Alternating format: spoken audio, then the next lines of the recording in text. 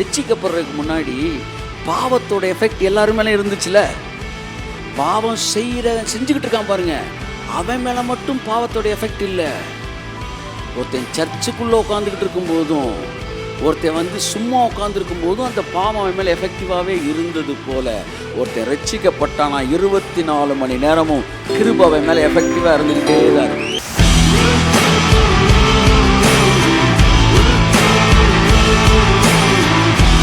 உன் அத்தனை பிரச்சனைக்கு காரணம் நீ வயதுன்னு ஒன்று நீ சுருக்கத்தை நினைக்காத. உன் சிந்தனையில் இருக்கிற ஸ்டெபிலிட்டி போச்சு பாரு, அதுக்கு பேர் முதுமை. எடுக்கக்கூடிய முடிவில் திராணி இல்லாமல் போச்சு பாரு, அதுக்கு பேர் முதுமை. ஓ, சின்ன சின்ன பிரச்சனைக்கு பயப்படுற பாரு, அதுக்கு பேர் முதுமை. ஓ, ஒரு விஷயத்தை உன்னுடைய மனதின் படி நீ நிர்ணயிக்காமல் உன் சரீரத்தில் இருக்கிற வீக்னஸின் படி நிர்ணயிக்கிற பாரு, அதுக்கு பேர் முதுமை. போமா வேணாமன்றத உன் மனசு சொல்லி நீ இப்ப முடிவெடுக்கல, உன் உடம்பு சொல்லி தானே எடுக்கிற, அப்ப நீ முதுமையில இருக்கிற. அதைத்தான் முதுமைன்றேன். சோ நீ ஒரு அடிமைத்தனத்துக்குள்ளாய் இருக்கிறாய்.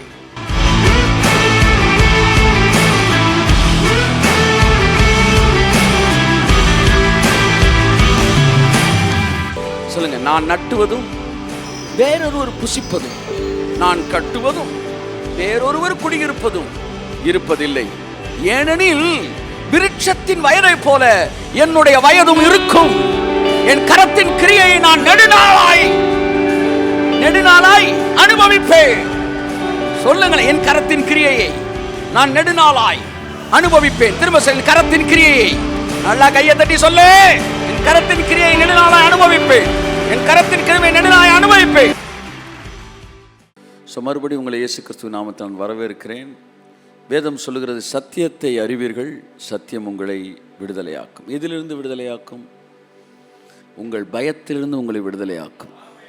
எஸ், வியாதியை குறித்த பயம் உங்களுக்கு இருக்கும் என்றால், நீங்கள் சுகத்தை குறித்த சத்தியத்தை அறியும் போது, சுகத்தை குறித்த சத்தியம் வியாதியை குறித்த பயத்திலிருந்து உங்களை விடுதலையாக்குகிறது.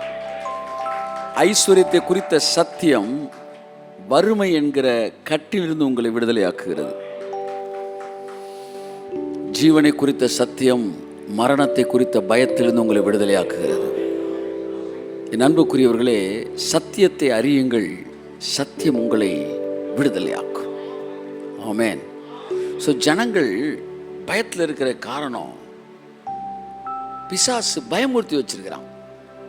பொய்யான இன்ஃபர்மேஷனை சொல்லி பயமுறுத்தி வச்சிருக்கிறான். பாருங்க, பிசாசு நீங்கள் சந்திக்கிறதே தவிர்த்துடணும். சந்திச்சிங்கன்னா அவன் உங்களை லாக் பண்ணுவான். ஆமாம், கட்ட பஞ்சாயத்து அது இது, வா பேசுவோம், முடிப்போம், இங்கே வா, என்ன சொல்கிற, பழத்தை சாப்பிட்றியா சாப்பிட்லையா, கான்வர்சேஷனையே. ஆமாம், டெவில் நீங்கள் நெருங்க devil will rule over you. அப்போ நீங்கள் ஒரு கட்டுக்குள்ளே வரீங்க. இன்றைக்கி பிரச்சனையாக அதுதான். உலகம் முழுவதும் பிரச்சனைகள் இருக்குதோ இல்லையோ, கட்டுக்குள்ளே இருக்குது. ஆனால் தேவனுடைய வார்த்தை ஜனங்களை பிரச்சனைகளிலிருந்து பயத்திலிருந்து விடுதலை தருகிறதா இருக்கிறது. கரங்களை தட்டி கர்த்தருக்கு நன்றி சொல்லுவோம்.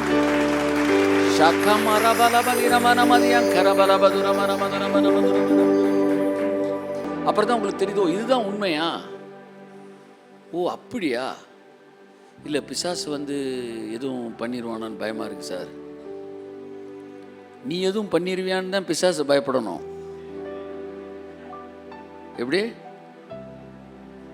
சத்தியத்தை புரிந்து கொண்ட உடனே பாருங்க, நம்ம பயத்திலிருந்து விடுதலையாக்கப்படுகிறோம். So the truth shall make you free. The more you know the truth, the more you feel deliverance. சபை சத்தியத்தை புரிந்து கொள்ள வேண்டும். ஆமென் சொல்லுவோம். மனுஷன் வேஷமாகவே திரிகிறான்,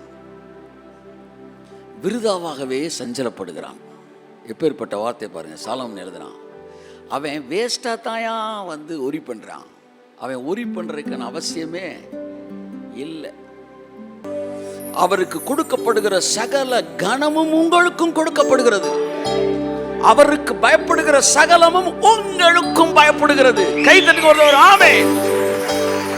உன்னதங்களில் அவரோடு கூட உங்களை உட்கார வைத்து, இதுக்கு மேல உங்களை தூக்குறதுக்கு இடமே இல்லை. இதுக்கு மேல உங்களுக்கு கொடுக்கிறதுக்கு ஒண்ணுமே அவர்கிட்ட இல்லை.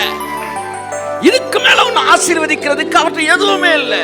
ஏனென்றால் உன்னதங்களிலே ஆவிக்குரிய சகல விதமான ஆசீர்வாதங்களினால் அவர் உங்களை ஆசீர்வதித்து இருக்கிறார். He lavished His grace on you with all understanding and wisdom. Lavished, New International Standard Version NIV மொழிபெயர்ப்பு விதமாய் சொல்லுகிறது, அவர் He lavished His grace. Lavish அப்படின்னா ஊதாரித்தனமா செலவழிக்கிறது. ஆமா, அதாவது உங்கள்கிட்ட ஒரு 10,000 ரூபா இருக்கு, சிலர் பாருங்க 10,000 ரூபா வாங்கின உடனே செலவழிச்சிருவாங்க. அடுத்த நாள் காசுக்கு என்ன செய்யணும் யோசிக்கிறதே இல்லை. லாவிஷ் லைஃப் ஸ்டைல், ஊதாரித்தனமாய் செலவழிப்பது. பொதுவாக ஊதாரித்தனமாய் செலவழிக்கிறவர்களுக்கு பணத்தை சரியாக கையாளக்கூடிய மனநிலை இருக்காது. எங்கே மதியினம் இருக்கிறதோ அங்கே ஊதாரித்தனம் இருக்கும். அப்ப கடவுளே வந்து கிருபைய ஊதாரித்தனமா எப்படி நம்ம மேல ஊத்திருக்கிறாராம்.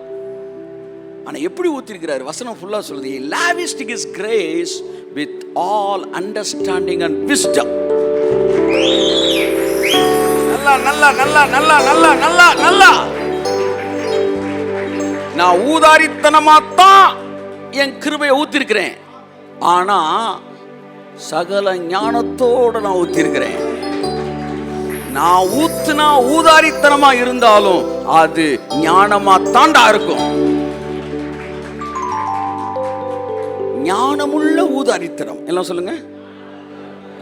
அவர் பார்த்து செஞ்சார்னா எல்லாமே நல்ல வந்து அப்படித்தான் இருக்கும். அப்ப அவர் கொடுக்கலையா, He lavished. இன்னைக்கு மதியம் அப்படியே வந்து காலையில் எந்திரிச்சு உட்காந்துருக்கிறேன்.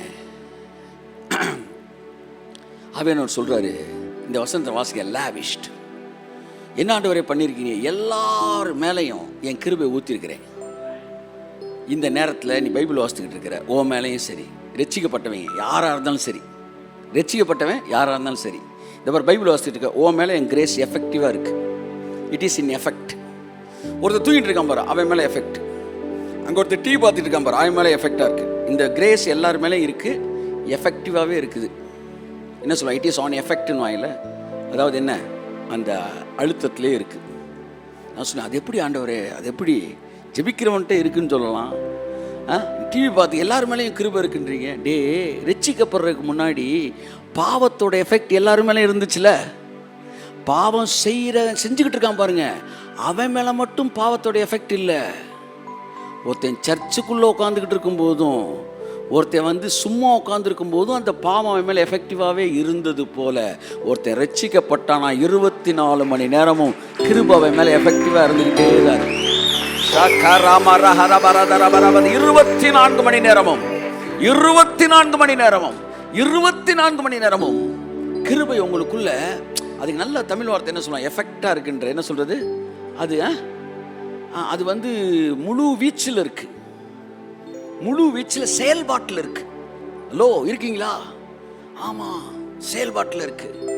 இப்போ நீங்கள் வந்து என்ன மனநிலை இருந்தாலும் இப்போ செயல்பாட்டில் தான் இருக்கு. அது விடாது, உங்களை விடாது. உன் பாவம் உன்னை தொடர்ந்து பிடிக்கும் என்பது உண்மையானால், ஆமாம், கிருபை உங்களை வந்து பாவம் என்ன செய்யும்? பாவம் என்ன செய்யும் சொல்லுங்க? உங்களை நரகத்தில் கொண்டு உட்கார வைக்கிற வரைக்கும் விடாது. அதுதான் பாவத்தோட வேலை. அப்படின்னா கிருபை உங்களை உன்னதத்தில் கொண்டு போய் உட்கார வைக்கிற வரைக்கும் விடாது.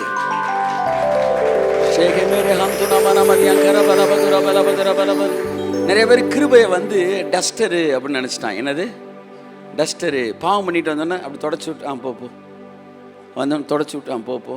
டஸ்டர் இல்லை சார். ஆமாம், அது கிரேனு. அது ரட்சிக்கப்பட்ட போனக்குள்ளே விழுந்த கொக்கி. சரியா? அது எங்கே தூக்கி ஒன்று உட்கார வைக்குமோ அங்கே உட்கார வைக்கிற வரைக்கும் அது விடாது.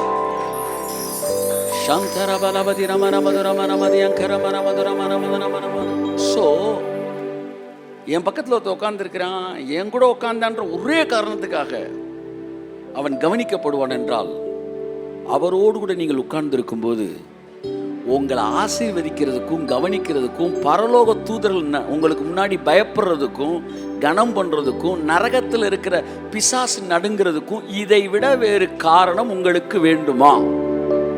என்ன காரணம்? நான் ஜெபிச்சேன், நான் துதிச்சேன், நான் குதிச்சேன், எல்லாம் பண்ணேன். ஆனால் உனக்கு முன்னாடி நரகம் நடுங்கிறதுக்கும் தூதர்கள் கனம் பண்ணுறதுக்கும் ஒரு காரணம் போதும். அது என்ன காரணம்னா, உன்னதங்களில் அவரோடு கூட உட்கார்ந்திருக்கிறேன். இந்த ஒரு காரணம் போதும் வியாதிகள் உங்களை விட்டு விலகுவதற்கு, பிசாசுகள் உங்களை விட்டு விலகுவதற்கு, நீங்க நினைத்த காரியம் உங்களுக்கு கைகூடுவதற்கு. காரணம், நீங்கள் மனிதனோடு அல்ல, மாபெரும் தேவனோடு அமர்ந்திருக்கிறீர்கள்.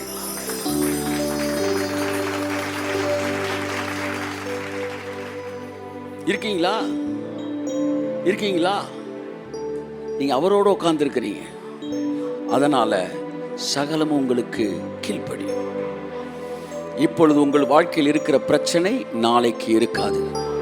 உங்கள் சத்துருக்களை, ஒரு ஸ்ட்ராங்கான ஒரு ப்ராஃபஸி சொல்றேன், உங்கள் சத்துருக்களை இனி நீங்கள் தேடியும்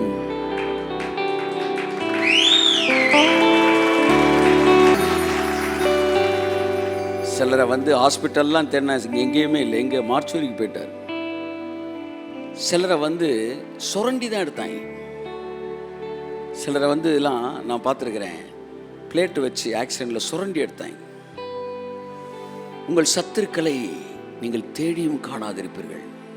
இன்னைக்கு காலையில் ஒருத்தர் எனக்கு அனுப்பின ஒரு வசனம், ராஜாவின் கர்ச்சிப்பு. நேற்று நைட்டு தான் கர்ச்சித்து இருக்கிறேன், காலையில் ஒரு வசனம் வருது, ராஜாவின் கர்ச்சிப்பு எப்படி? மரண தூதனுக்கு சமானம். If you disturb a king அப்படின்னா டெத் இஸ் ஷியோர்னு அர்த்தம். நீ நாயிட்ட விளையாடலாம், நீ சிங்கத்திட்ட விளையாடக்கூடாது. ஏனென்றால் ராஜாவின் தயையோ பின்மாறி பெய்யும் மழை போல் இருக்கும். ஆனால் ராஜாவின் கர்ச்சிப்பு மரண தூதனுக்கு சமானம். இப்படியே சொல்லிக்கிட்டு இருந்தா என்ன ஆண்டவரே, ஏதோ 2 எவிடன்ஸ் கொடுத்தா தானே எங்களுக்கு எஃபெக்டிவா இருக்கும். அதனாலதான் அப்போஸ்தலர்கள் 5ஆம் அதிகாரத்தில் 2 எவிடன்ஸ் கொடுக்குறாரு. கொஞ்சம் படம் சூடு பிடிக்கட்டும்ட்டு. சார் சூடு பிடிக்கும் சார், சார் சூடு பிடிக்கும் சார், நான் இன்னைக்கு சொல்றேன் சார், எழுதி வச்சுக்காங்க சார், சூடு பிடிக்கும் சார். கை தட்டு வந்தவருக்கு ஆமே. ஷாபா காபா லாபா தியாந்தரா பாலா. Unless you understand who you are, your life will not be tasty. நீ யாருன்னு உனக்கு தெரியணும்ல, தெரிஞ்சா தானே லைஃப் நல்லா இருக்கும். உங்களுக்கு உங்களை காட்டுவார் தேவன். So my beloved brother and sister, இந்த உலகம் உங்களுக்கு கீழ்ப்படிவதற்கு, தூதர்கள் உங்களுக்கு நடுங்குவதற்கு, பிசாசு உங்களுக்கு பயப்படுவதற்கு, இது எல்லாவற்றுக்கும் ஒரே ஒரு காரணம் போதும். நீங்கள் உன்னதங்களில் அவரோடு கூட உட்கார்ந்திருக்கிறீர்கள். நீங்கள் அடுப்பு நடையில் கிடந்தாலும் வெள்ளியினால் அலங்கரிக்கப்பட்ட புறாவின் சிறகுகளைப் போல் நீங்கள் இருக்கிறீர்கள். ஸோ நீங்க இங்க எங்க உட்கார்ந்துருக்கீங்களா? அடுப்படியில் இருந்தா கூட பைபிள் சொல்லுது பாருங்க, நீ அடுப்படியில் இருந்தாலும் கூட நீ உன்னதத்தில் அவரோட உட்கார்ந்துருக்கிற. ஸோ நான் ஆவியில் அவரோடு கூட அமர்ந்திருக்கிறேன். ஆகையால் இந்த உலகம் உங்களுக்கு கீழ்பட்டுத்தான் ஆக வேண்டும்.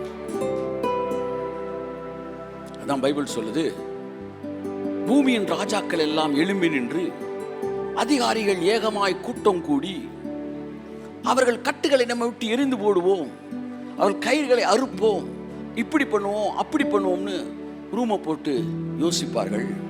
அப்பொழுது பரலோகத்தில் வீற்றிருக்கிறவர் என்று நகைப்பார். அவர் சொல்லுவாரு, பூமியிலே என்னுடைய ராஜாவை நான் அபிஷேகம் பண்ணி வைத்திருக்கிறேன். பாருங்க, இந்த பூமியில எலெக்டட் கிங் இருக்கிறாங்க, இந்த பூமியில செலக்டட் கிங் இருக்கிறாங்க. நீங்க எல்லாரும் செலக்டட் கிங். உங்க யாருக்குமே உங்க அதிகாரத்தை ஆப்ரேட் பண்ணி பார்க்கணும்னு ஆசையே இல்லையா? சொல்லுங்க, நான் தெரியாம கேட்கிறேன். பொத்தி பொத்தி பைக்கில் வச்சு உங்களை அடக்கம் பண்ணி பெட்டியோட போறீங்களா? கையில் இருக்கிற காசை மட்டும் செலவழிக்கிற வரைக்கும் கை அரிக்குது. ஆனால் கையில் இருக்கிற அதிகாரத்தை பயன்படுத்தி தான் பார்ப்போமே. ஆமாம், ஒரு பாடியாச்சு விழுகுதான்ற மாதிரி பயன்படுத்தி தான் பார்ப்போமே, ஏதாச்சும் நடக்குதான். ஏன் இவர் உண்மைதான் சொல்லி இருக்கிறாரா, பொய் தான் சொல்லி இருக்கிறாரா, எனக்கு முன்னாடி மூடுன கதவு திறக்குதா இல்லையான்னு பார்ப்போமே. உங்களில் எத்தனை பேர் உங்கள் அதிகாரத்தை பயன்படுத்தாமல் இருக்கிறீர்கள்? பயன்படுத்தப்படாத அதிகாரமே இல்லை. செயல்படுத்தப்படாத விசுவாசமே இல்லை. You have to operate your authority. இன்றைய ராஜாக்கள் செயலிழந்தவர்களாக இருக்கிறார்கள். They are not ready to operate their authority. ஒரு பெரிய பார்ட்டி நடந்துகிட்டு இருந்துச்சு. அந்த பார்ட்டியில் பஃபேல நான் சாப்பிட்டுக்கிட்டு இருக்கிறேன். அப்போ ஒரு சீனியர் மேன், அதாவது சீனியர் சிட்டிசன் ஒருத்தர், நல்லா வேதத்தில் வந்து என்ன சொல்ல வந்து நல்ல முதிர்ந்த அனுபவம் அறிவும் உடையவர். நான் கடைசியில் ஐஸ்கிரீம் சாப்பிட்டுக்கிட்டே பக்கத்தில் வந்து சாப்பிட்டுக்கிட்டே சொன்னார், Justin, we all have faith and you also have faith அப்படின்னாரு. தேங்க்யூ அங்கிள் அப்படின்னு. எங்கள் எல்லாருக்கும் விசுவாசம் இருக்குது, உனக்கு இருக்குது, உங்களுக்கு இருக்குது. ஆனால் உங்களுக்கும் எங்கள் எல்லாருக்கும் வித்தியாசம் என்ன தெரியுமா அப்படின்னாரு. என்ன அங்கிள்னே, நாங்களாம் அதை ஆப்ரேட் பண்ணலை, நீங்கள் அதை ஆப்ரேட் பண்ணுறீங்க. என்னைக்கு மனுஷனை நம்புகிறோமோ, மனுஷன்ட்ட திட்டங்களை கொண்டு போகணுமோ, மனுஷனை யோசிக்கிறோமோ, அது வர உங்கள் பவரை நீங்கள் ஆப்ரேட்டே பண்ணலை. உங்கள் ஒவ்வொருவர் மீதும் தேவன் கிருபை வைத்திருக்கிறார். It is in effect. அதான் சொல்ல வரேன். உங்கள் எல்லார்ட்டையுமே ஒரு உந்து சக்தி, ஒரு என்ன சொன்னது, ஒரு ஒரு ஒரு முழு வீச்சோடு உங்கள்கிட்ட வேலை பார்த்துக்கிட்டு இருக்கு கிருபை. இப்போ கூட அப்படிதான் இருக்கு. சந்தர பலபதி ரமண மதுரம நமதி ரமண மதுர 24 hours 365 days உங்கள் மேலே கிருபை வேலை பார்த்துக்கிட்டே இருக்கு. உங்கள் ஒவ்வொரு டிஎன்ஏவின் ஜீனை அது மாற்றிக்கிட்டே இருக்கு. உங்களுக்கு முன்பான கதவுகளை திறந்துக்கிட்டே இருக்கு. மேல பலபதி ரமண மதுர மன மதுர மன மதுர மன மதுர ஷகர பலபதுர மன மதுர மன மதிர மன மதுர மன மதுர மன மன. ஓ ஹalleluya hallelujah hallelujah hallelujah hallelujah hallelujah hallelujah hallelujah hallelujah. வாயை திறந்து நன்றி சொல்லுவோம். Thank you Jesus, thank you Jesus. So he lavished his grace. ஆமென் சொல்லுவோம். ஆமென் ஆமென். So சிலர் வந்து பாருங்க, வந்து பிதா மேலே பார்க்கும்போது அவர் மேலே கோவம் வர அளவுக்கு கிருபையை ஊதாரித்தனமாக செலவழிக்கிறாராம். பவுல் சொல்கிறாரு, எனக்கு வந்து அவர் கிருபையை அப்படி எனக்கு ஊத்துனார் என் மேலே. அந்த கிருபை விருதாவாக இருக்கவில்லை. பார்த்தீங்களா, அவர் லேவிஷாக செலவழித்தாலும் அது வந்து விஸ்டத்தோடு இருக்கும். ஆமாம், பவுல் பிரச்சனை பண்ணப்ப இயேசு கிருபையை ஊற்றிக்கிட்டே இருக்காராம். ஸ்தேவானையை கொன்னுட்டான் சார் இந்த பய. ஸ்தேவான் யார்? நல்ல பய. அவனை கொன்னுட்டான். பரலோகத்தில் கேஸ் வந்துருச்சு. ஏன்னா மக்கள் ஜெபிக்க ஆரம்பிக்கிறான், ஏன் பவுலை தூக்கணுட்டான்ட்டு. இப்போ பிதாட்ட மேட்ரு வருது. பிதா இயேசுவை கூப்பிட்டு கேட்குறாரு, இவன் வந்து ஓவராக மூவ் பண்ணிக்கிட்டு இருக்கிறான். ஸோ இவன் வந்து தேவனுடைய பிள்ளைகளே வந்து கொலை செய்கிறான். ஸ்தேவான் என்கிற ஊழியனே கொன்னுட்டான். அவன் செய்ய வேண்டிய ஊழியம் எவ்வளவோ இருக்கு, என்ன சொல்கிறீங்க? அப்போ தோட்டக்காரன் சொன்னானா, இந்த 1 வருஷம் இருக்கட்டும், நான் தண்ணி பாய்ச்சுறேன்.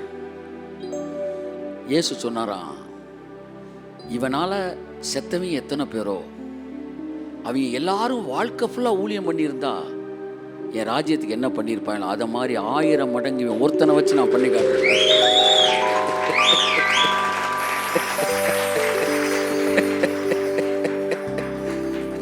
பரலோகத்தில் இவனுக்காக ஒருத்தர் பேசிக்கிட்டு இருக்காரு, advocate. Bible chase he advocates for you. நீ ஒவ்வொரு முறை தவறும் போதும் பிதாட்ட இயேசு எப்படி பேசுறாருன்னா, இந்த நல்ல வேல்களா இருக்கிறாங்களே, ஆமா அவங்க எல்லாம் 10 காசு உங்களுக்கு, அவங்க எல்லாம் 10 ரூபா நோட்டு, 10 ரூபா நோட்டு, இவன் ஒருத்தர் 2000 நோட்டு. கொஞ்சம் புரிஞ்சுக்காங்க, என் கிருபை இன்னும் கொஞ்சம் நான் ஊத்துறேன். பவுலுக்கு சொன்னாராம், இவனால் சபைக்கு எவ்வளவு நஷ்டம் வந்ததோ அதை விட 1000 மடங்கு லாபத்தை இதே மனுஷனை கொண்டு நான் உங்களுக்கு தருகிறேன். ஒன்று புரிஞ்சுக்காங்க, ட்ரினிட்டின்னு ஒரே மாதிரி மனநிலையில் எல்லாருமே அப்படியே தலையாட்டிக்கிட்டே இருப்பாங்க அப்படின்னு நினைக்காதீங்க. மும்மூர்த்தியல் மாதிரி இல்லை இல்லை இல்லை இல்லை. ட்ரினிட்டியில் இருக்கிற ஒரு பெரிய அழகு என்னன்னா, they have different opinions. யா, கையை தட்டு ஒரு தடவை. They have different opinions, but they will take one decision. எப்படி? கையை தட்டு. ஹalleluya. நம்மலாம் ஒரு ஒப்பீனியன் இருக்கும், டிஃபரெண்ட் டெசிஷன் எடுப்போம். அது எப்படி சார் ஒரே ஒப்பீனியன் டிஃபரெண்ட் டெசிஷன்? அதாவது படத்துக்கு போவோம் அப்படின்னு ஒரே ஒப்பீனியன் இருக்கும், ஆனால் இந்த படமா அந்த படமா டிஃபரெண்ட் டெசிஷன் இருக்கு. ஆனால் அவங்களுக்கு டிஃபரெண்ட் ஒப்பீனியன் இருக்கும், ஃபைனலாக ஒரே டெசிஷன் எடுப்பாங்க. பவுல் இருக்க வேணாம்னு ஒரு ஒப்பீனியன், இருக்கட்டும்னு ஏசுனார் பேசுறாரு, அவருக்கு ஒரு ஒப்பீனியன், ஃபைனலாக ஒரு டெசிஷன் எடுக்கிறாங்க. அந்த பவுல் சொல்றான், நான் வந்து மரணத்துக்கு பாத்திரமானவன், ஆனால் பிதா எனக்கு கிருபை கொடுத்தாரு. சொல்றான், அந்த கிருபை விருதாவா இருக்கவில்லை. எருசலேம் துவங்கி இல்லிருக்கும் வரைக்கும் அவருடைய சுவிசேஷத்தை பூரணமாய் பிரசங்கித்தேன். செத்து போன ஸ்தேவான் அல்ல, ஸ்தேவான் மட்டுமல்ல, பேதுரு, யாக்கோபு, யோவான், இவர்கள் எல்லோரிலும் நான் அதிகமாய் வேலை செய்தேன். நல்லா தட்டே.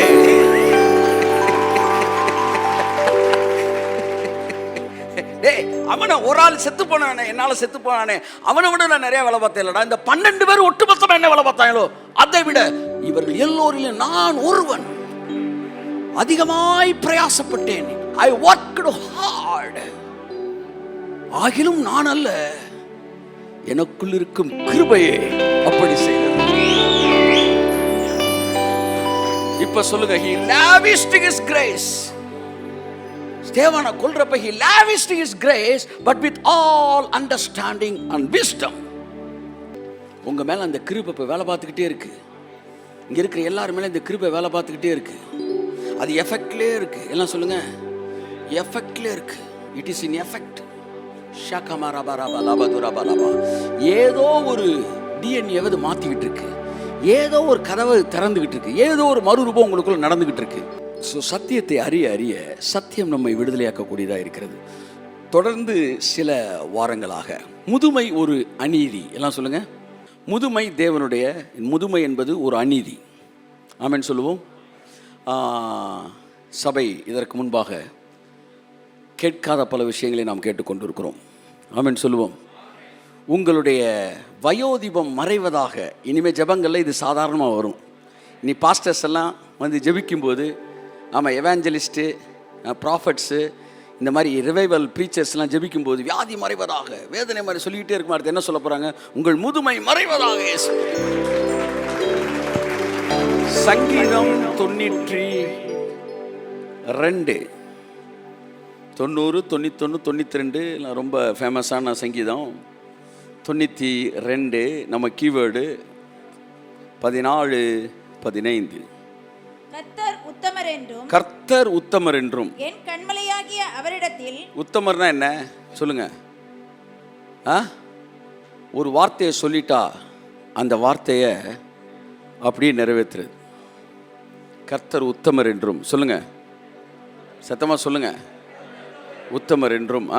என் கண்மலையாகிய அவரிடத்தில் அநீதி இல்லை என்றும் விளங்க பண்ணும்படி. கர்த்தர்ட்ட அநீதி இல்லைன்றத ப்ரூவ் பண்றதுக்கு அவர்கள் முதிர் வயதிலும் கனி தந்து புஷ்டியும் பசுமையுமாய் இருப்பார்கள். ஆமென். நீங்க முதிர் வயதுல கூட இளமையாய் இருப்பீர்கள். ஆமென் சொல்லுங்க. அப்படி இருந்தீங்கன்னா அவர்கிட்ட அநீதி இல்லைன்னு அர்த்தம். அப்படி நீங்க முதிர் வயதுல முதுமையா இருந்தீங்கன்னா அவர்கிட்ட அநீதி இருக்குன்னு அர்த்தம். அவ்வளோதான். நான் வந்து வயசாயிட்டேன்னா அவர்கிட்ட அநீதி இருக்கு. அப்போ ஸ்ட்ராங்காக தெரியும் அவர்கிட்ட அநீதி இல்லைன்னு. அப்படின்னா என்னென்னா, உங்கள் வாழ்க்கையில் சொல்லுங்கள், உள்ளே போக மாட்டேன்னு. நீ 2 நாளில் செத்துருவேன்னு சொல்லு. அப்படியா? உடனே ஜோம் பண்ணப்பான். எதுக்கு ஜோம் பண்ணுற? சொன்னதை நம்பிட்ட. காபா காபா காபா. 2 நாளில் நீ செத்துருவ ஜோம் பண்ண ஜோம் பண்ணுவாங்க. இந்த 2 நாளில் கர்த்தர் வந்து உன் வாழ்க்கையில் வந்து இதையெல்லாம் மீட்டு தர போகிறேன்னு ஜோம் பண்ண சொல்லுங்கள். விசுவாசம் ஆப்ரேட் ஆகாது. நெகட்டிவ் ஃபெய்த் ஆப்ரேட் ஆகுது. அதுக்கு பேர் நெகட்டிவ் ஃபெய்த் இல்லை, ஃபியர். ஆனாலும் தேவனோ இரக்கத்தில் ஐஸ்வர்யம் உள்ளவராகி, ஆமாம், நீடிய பொறுமையாக இருந்து வாரந்தோறும் உங்களை அரவணைத்து அரவணைத்து, ஆமாம், சப்பு சப்புன்னு கொடுக்காம உங்களுக்கு வழி நடத்துகிறார். உன் வாழ்க்கையில் வந்து முதுமையை வந்து தேவனுடைய சித்தம் இல்லைன்னு சொன்னால், என்னது என்கிட்ட 100 ரூபா கடன் கேட்குறீங்களா அப்படின்ற மாதிரி பார்க்குறேன். அண்ணா உன்ட்ட நான் 100 ரூபா நான் கேட்குறவனுக்கு எப்படி புரியுது? 100 ரூபா உன்ட்ட கடன் கேட்ட மாதிரி புரியுதா? அப்படி பார்க்குறாங்க. அப்போ தேவன்ட்ட அநீதி இல்லை என்றால் உங்கள் வாழ்க்கையிலே முதிர் வயதிலும் பசுமையாக இருப்பீர்கள், புஷ்டியாக இருப்பீர்கள். அவன் வறண்டு போயல்ல, புஷ்டியாக இருப்பீர்கள். இது சங்கீதம் 92:14-15 எல்லாம் சொல்லுங்கள். சங்கீதம் 92:14-15. வானமும் பூமியும் இருக்கிற வரைக்கும் சங்கீதம் 92 இருக்கும், 14 இருக்கும், 15 இருக்கும். ஆமென் சொல்லுங்கள். ஏன் வானத்தை அண்ணாந்து பார்த்து கொண்டு இருக்கிறீர்கள்? உங்களுக்கு முன்பாக எழுந்தருளி போன இந்த இயேசு கிறிஸ்து எப்படி 30 வயது உள்ளவராய் உங்களுக்கு முன்பாக கடந்து போனாரோ, அப்படியே 2000 வருஷம் கழித்து வரும்போதும் எப்படி எழுந்தருளி போனாரோ அப்படியே இறங்கி வருவார். கைதட்டுங்கள். ஆமென்.